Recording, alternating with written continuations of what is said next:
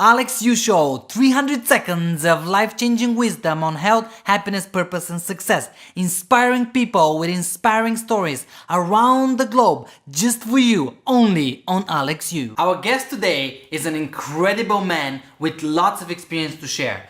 But what the biggest experience that he went through is 12 years ago, he had a diagnosis of cancer. So the big C. We're gonna learn in 300 seconds what Mike had to go through, the wisdom he learned, and what it took to actually get out of that state and be cancer-free for over 10 years. Mike, thank you for joining us. You're welcome, Alex. Thank you very much for having me. Appreciate it. Absolutely. I was diagnosed with prostate cancer in 06. I'm not sure the month, but it was in 06. I went for a physical. After the examination, the doctor said, well, he said, I have to send you for a biopsy because your prostate is feeling different. You were sitting in the office and the doctor said, Mike, you have cancer. What was your first reaction? What went through your mind? What was that experience? Well, the experience would be like if you're looking at a picture and all of a sudden the pixels all sort of disappear and everything goes blank white. That's what it looks like, and you hear voices, but they're not really weird, really there. You're thinking cancer. You think, how long am I going to live? What's coming next? You know, it's fear. It's total fear.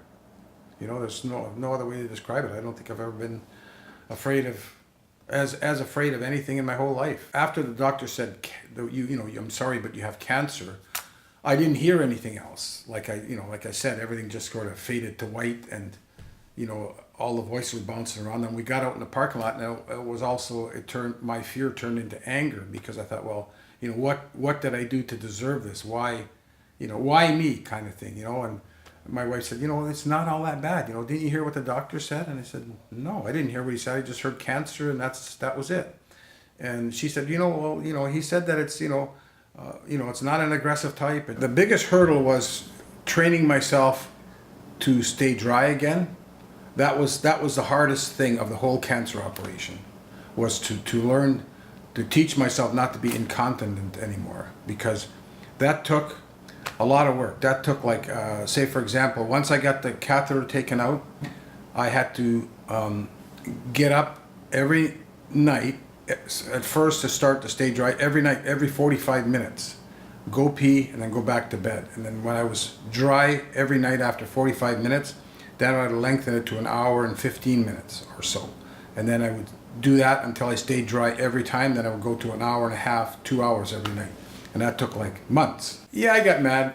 I was angry because I felt I didn't deserve it. I felt I was pretty active. I thought that, if I was going to get cancer, I would have got lung cancer or something from the job that I had because of all the dust. I thought it was kind of a selfish thought, because there's other people who have worse diagnoses, and that kind of brought me to light. Were you happy that you had a new lease on life? Oh yeah, absolutely.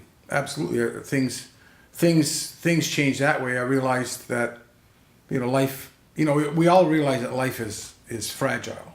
When you get a diagnosis like that, then you realize how really, really fragile it is. But then, after I got that back, I thought, I'm just going to live every day and be happy every day. I'm not going to worry about the small stuff. If I was 20 years old today, I think I'd take my schooling a lot more seriously.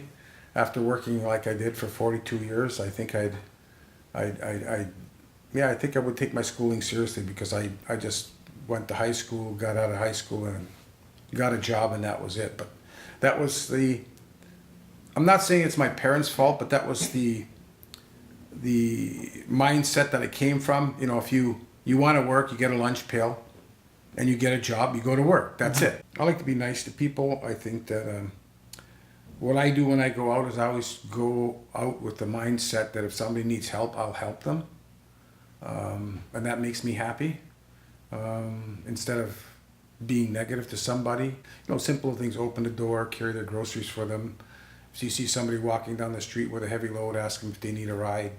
Just simple things. That makes me happy. I have a really nice wife, and that makes me really happy. I couldn't be happier in the whole world. As far as I'm concerned, I got the nicest wife. I try to stay active. I walk every day, make a habit of walking. If I don't walk, I will not go a day without walking. I usually walk with my dogs. It's the first thing I do. I don't know.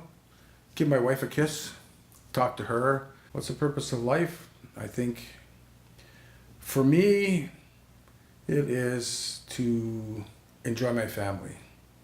I have 5 grandkids now, and I have 4 kids that I really love, and that's my purpose. I love my family. This was 300 seconds of life-changing wisdom on the topic of cancer delivered by Mike. I learned a lot of what it is to go through that diagnosis and being cured. If you still have any questions, check out the description box below and connect with me or Mike and ask away. Thank you for watching. It was an honor being your host. Bye for now. Thank you, Mike. Thank you, Alex. Thank you very much.